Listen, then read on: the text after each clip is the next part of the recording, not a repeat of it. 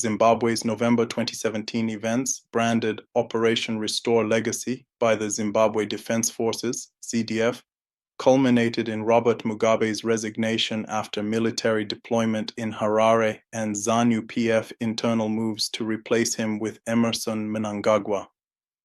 Regardless of the official insistence that it was not a coup, scholars broadly classify it as a coup with African analogues.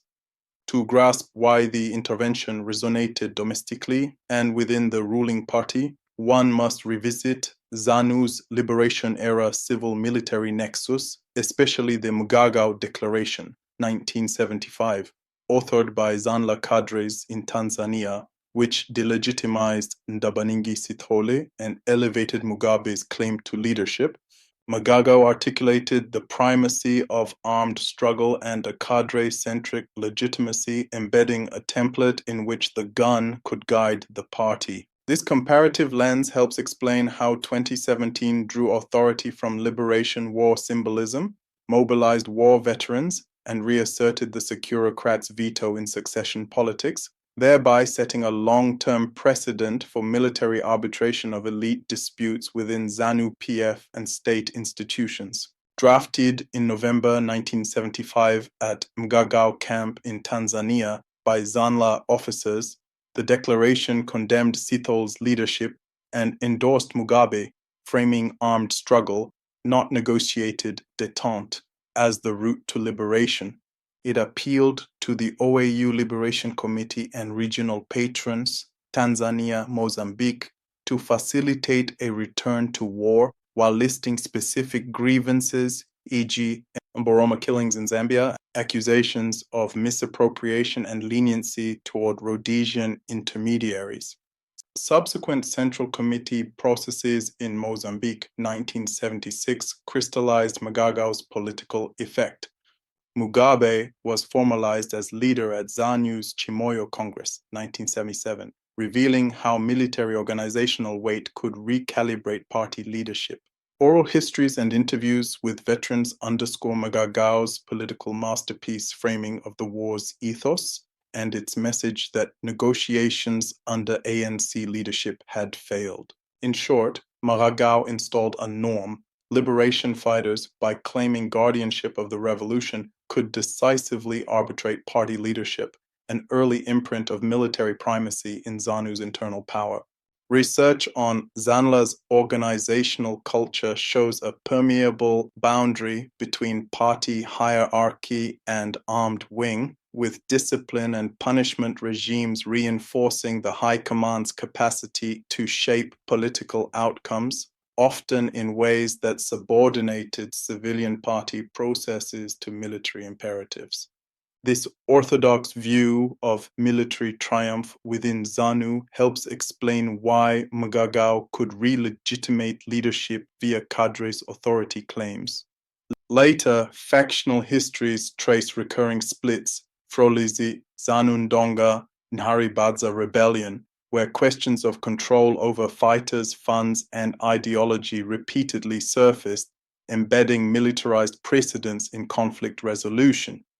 Contemporary analyses note that this warrior tradition persisted after independence, surfacing in intense factionalism up to 2017, as securocrats and war veterans retained leverage in intra-party succession.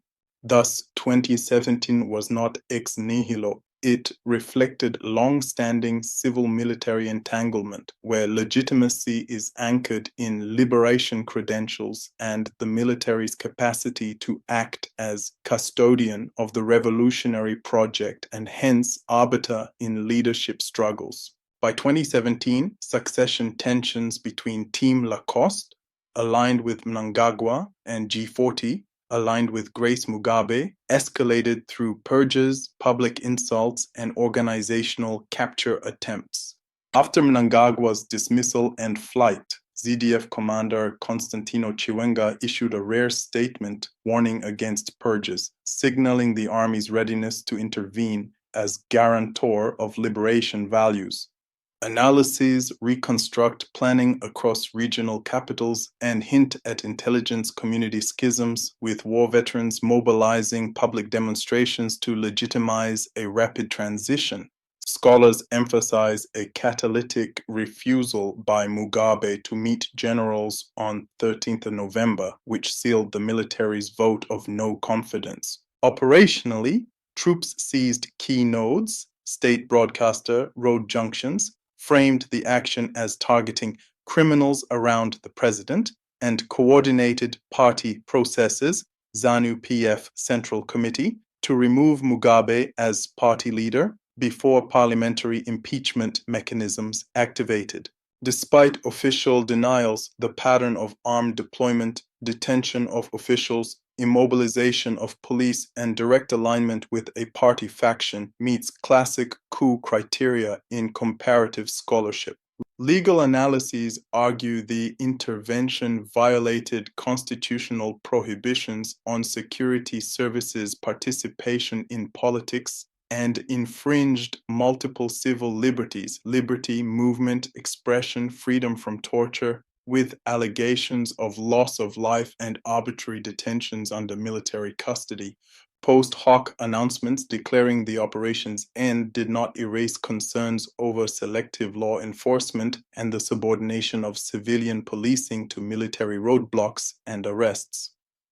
Comparative civil-military research cautions that coups, however popular, reset norms toward military vetoes over political transitions, lowering thresholds for future interventions under the guise of national rescue or party discipline. Hence, the 2017 non-coup rhetoric masked a decisive precedent: the Securocrats' reassertion of arbiter status in ZANU-PF succession and state governance. War veterans historically functioned as Mugabe's shock troops and symbolic guardians of the revolution, yet their relationship with him deteriorated, explicitly signaled by public rebukes, 2016, that echoed Mgagao's language of revoked legitimacy.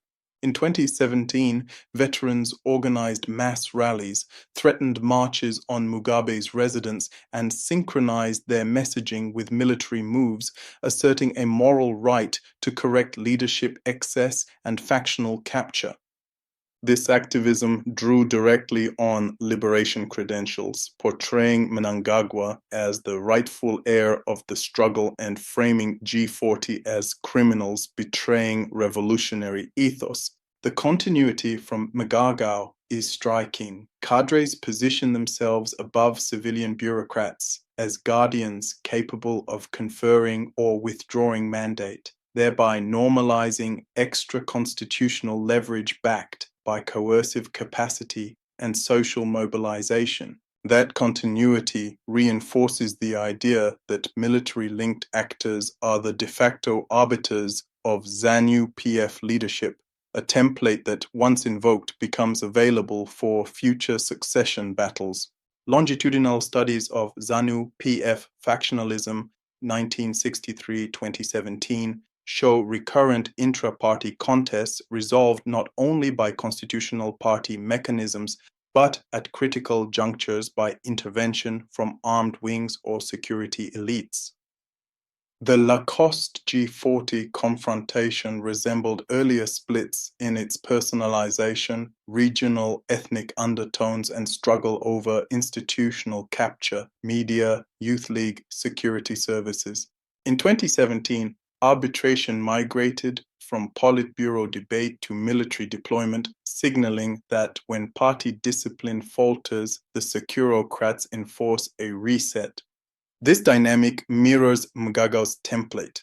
Military cadres claimed authority to pronounce leadership failure and to elevate a preferred alternative, then Mugabe, now Mnangagwa, on grounds of revolutionary continuity. The net effect is a party culture where competing factions invest in security patronage, anticipating that decisive moments will be resolved by those who command coercive force rather than by transparent democratic selection.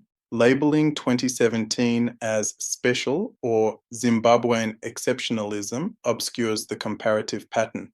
coups, even when initially welcomed by publics weary of stagnation, entrench military veto power, and weaken constitutional safeguards. Human rights analyses warn that the coup's legal transgressions and violations undermine future prospects for rule of law, as impunity for coup actors encourages repeat interventions and selective enforcement against political opponents. Recent commentary in Zimbabwe's press and think tank work argues that the securocrats' influence remains deeply embedded, with overt signals, e.g., talk of command voting, suggesting that military figures feel entitled to shape electoral outcomes, another extension of the 2017 precedent. The result is a constitutional democracy in form but a securocratic polity in practice, where civic actors, opposition parties, and reformists face structural barriers if succession is expected to be ratified by the uniform rather than ballots. Mgagao's legacy, cadres arbitrating leadership, has thus reappeared, now updated for a post-independent state. Years of electoral controversy, economic crisis, and coercive politics cultivated skepticism that ballots alone could yield leadership change in Zimbabwe. In 2017, veterans and the army leveraged this fatigue, orchestrating mass street demonstrations to cloak the coup in popular legitimacy, presenting it as a corrective to elite misrule rather than a military usurpation. Comparative research notes that in entrenched autocracies, militaries oust rulers when their corporate or personal interests feel threatened, often when civilian institutions are too compromised to manage succession. Zimbabwe's liberation war narrative further primes citizens to accept uniformed arbitration as restoration of original revolutionary values. This convergence, institutional fatigue, narrative resonance, factional breakdown, explains why many Zimbabweans came to view military action as the only realistic route out of ZANU-PF stalemate, even while recognizing the long-term costs to constitutionalism and human rights. The Mgagao 2017 arc reveals the enduring allure and danger of military intervention as a mechanism of leadership change. To avoid normalizing securocratic vetoes, reforms should strengthen constitutional insulation of security services from party politics, enforce accountability for rights violations, and reprofessionalize policing so civilian institutions cannot be easily displaced. Intra-party democratization within ZANU-PF plus credible electoral administration could reduce incentives for factions to cultivate military patrons. Political culture must recalibrate legitimacy away from liberation credentials alone and toward performance, legality, and civic consent.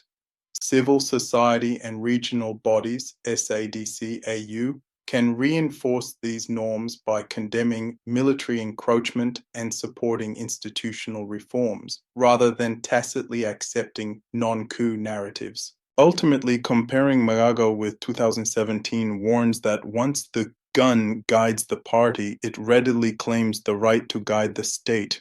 Recalibrating that relationship is essential if Zimbabweans are to believe that leadership change can come through law, institutions, and ballots, not tanks and declarations. Thank you for watching. Like, share, and subscribe.